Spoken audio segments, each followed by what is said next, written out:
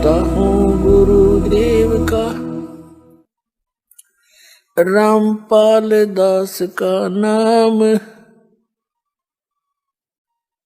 गले प्रेम की जेवड़ी, जहाँ खेचो वहाँ जाऊं मैं।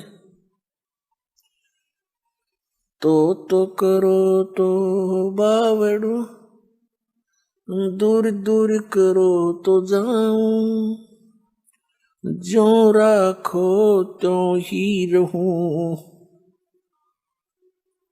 जो देव सो खाऊं। परम पिता परमात्मा पूर्ण ब्रह्म सारी सृष्टि के रचनहार कबीर परमेश्वर जी की असीम रजा से पुण्यात्माओं, आप ये यथार्थ भक्ति ज्ञान सुन रहे हैं।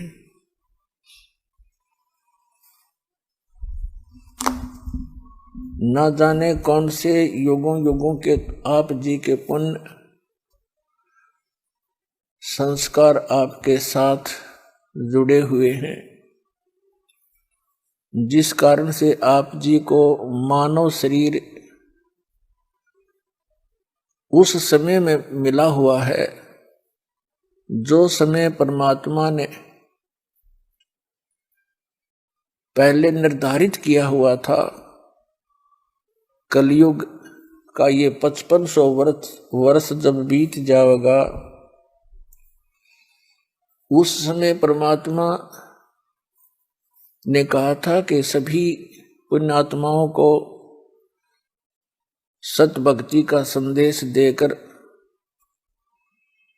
संपूर्ण अध्यात्म साधना का मार्ग बता करके पूर्ण मोक्ष प्राप्त कराएंगे। तो वो समय अब आ चुका है। कलयुग 5500 वर्ष बीत चुका है। परमात्मा का वो ठीक का समय, निर्धारित समय आ चुका है। तो आपकी बहुत ही प्रबल किस्मत है, बहुत पुण्यकर्मी प्राणी हो आप जी को अब मानव शरीर प्राप्त है, स्त्री या पुरुष का। पुण्यात्माओं, थोड़ी सी सतर्कता बरतना और जरा सा विवेक से काम लेना, अब के आपका युगों युगों का ये झंझट मिट जाएगा। असंख्य जन्मों का ये दीर्घ रोग लगा हुआ है अपने सभी को, जन्म और मृत्यु का। जब तक जन्म और मृत्यु है, सुख जीव को नहीं हो सकता।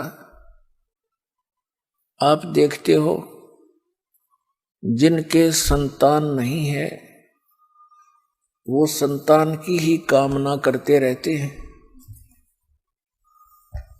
और जिनके संतान है वो अपने बच्चों में कितना प्यार से रह रहे हैं। वो छोटे छोटे बालक कितने अच्छे लगते हैं, छोटे छोटे बच्चों को माता पिता कितने प्रिय लगते हैं। और एक सेकंड में ना जाने क्या बिजली गिर जावे इस गंदे लोक में, बालक ही मर जावे। एक बहन बता रही थी, जब ज्ञान हुआ, कहने लगी कि मेरी ननद आई हुई थी, उसका छोटा सा बालक था 1-1.5 वर्ष का। वो मेरी सास के साथ यानी अपनी माँ के साथ बातें कर रही थी। लड़का वहीं खेल रहा था फर्श पे, और वहां कोई पंखे का पंखा लगा रखा था। पंखे का एक तार निकल गया, वो स्विच में नहीं था, वैसे प्लग में सीधा ला रखा था। एक बच्चे ने मुंह में दे लिया। 1 घंटे के बाद माँ बेटी बात करके देखा बच्चा कहाँ है,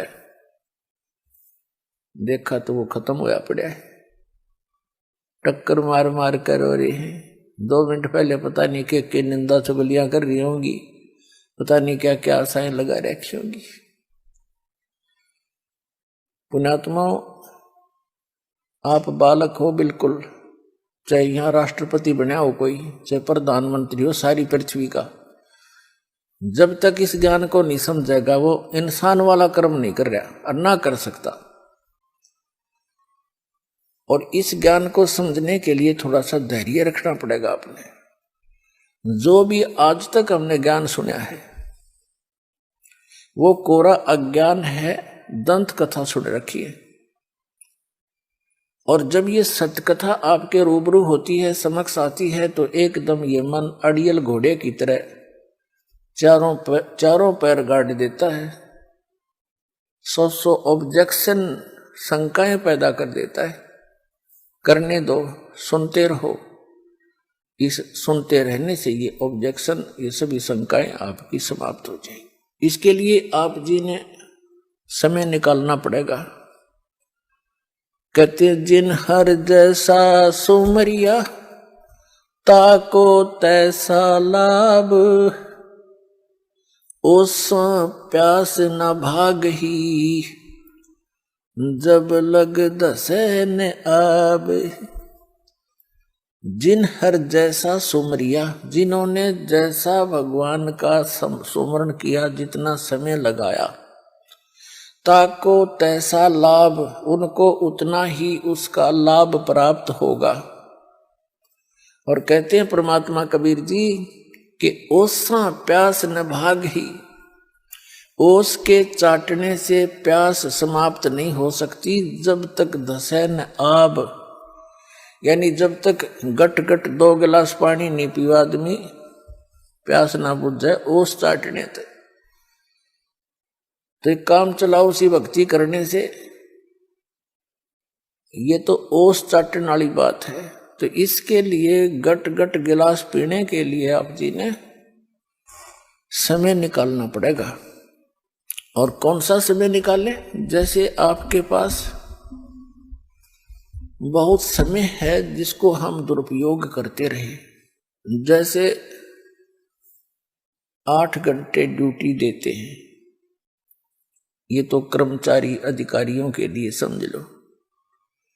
उसके बाद आपके पास 16 घंटे शेष हैं, 6 घंटे सोने के ला लो, फिर भी 10 बच गए। और 10 में नहाने धोने में ला लो, 2-3 घंटे खाने में लगा लो, फिर भी आपके पास 7-8 घंटे शेष बच जाते हैं। उनको, उनमें से 1-2 घंटा भी आप भगवान के लिए दे दोगे इस दिनचर्या में, बेड़ा पार हो जाएगा, गढ़ने की भी जरूरत ना है।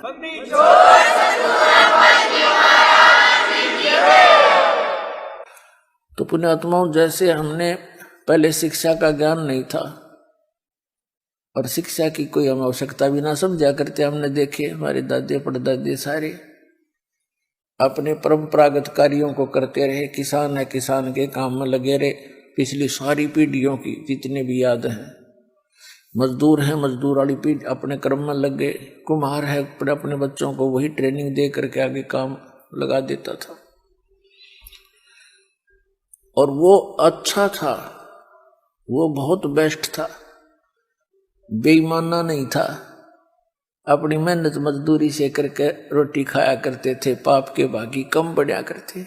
और अब हम माया पुजारी हो गए, 2 अक्षर सीख के अफलातून पाक गए। अहंकार का अंत नहीं, किसी अधिकारी ने देख ले, छोटे से छोटे कर्मचारी से बात कर ले, क्यों टाइम पर टूक मिल गया, 2 पैसे की नौकरी मिल गई, ना भगवान की जरूरत और ना कोई डर रहा किसी का।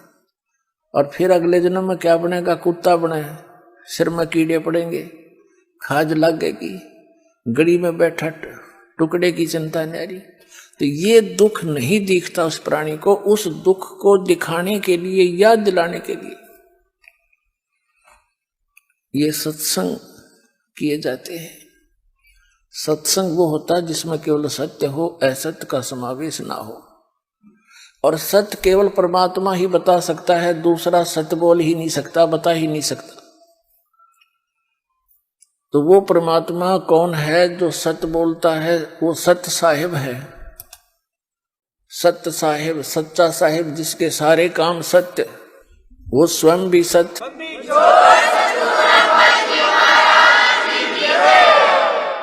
तो वो सत्य साहिब कौन है? वो कबीर साहिब है, जो काशी में इस कलयुग के अंदर, बनारस के अंदर, भारतवर्ष की पावन धरती पर 120 वर्ष रहे, एक जुलाहे का काम किया करते थे और अपनी मेहनत मजदूरी करके, अपना निर्वाह करके एक लीला किया करते थे कि बच्चों, यहां पर घनी शानो शौकत की आवश्यकता नहीं है, या घने धन के और कोठियां के चक्कर में पड़कर अपना जीवन नाश नहीं करना चाहिए। सब ब्रह्मांडों का दाता, सबका सृजनहार, सबका संचालक और समर्थ परमात्मा आकर के हमारे लिए एक झोंपड़ी में रहकर 120 वर्ष टाइम पास कर गया। वो ये बताना चाहते थे कि कोई नो सोचे कि ऊंची जाति वाले भक्ति कराया करें, राजा के घर पैदा हो ये भगवान हो सके, जैसे राम और कृष्ण। उन्होंने सारी फड़क काट रखी हमारी। वो केवल एक सबसे निर्धन व्यक्ति का रोल कराया करते भगवान। हमें परमात्मा पर दृढ़ करना चाहते थे, वो चाहते हैं, आज भी चाहते हैं। जब तक तुम अपने संसारिक लोगों पर आश्रय रखते हो, आश्रय रखते हो, उन पर आस रखते हो कोई अन्य वस्तु की प्राप्ति के लिए, तो वो तो जो मनुष्य है, मानव सत्र का ही आपको लाभ दे सकता है, और परमात्मा सारे लाभ देता है। तो परमात्मा कबीर जी चाहते थे कि आप जी भगवान पर आश्रित हों, और ये संसारिक जो चोचले हैं, इनसे कुछ उल्टे हटो।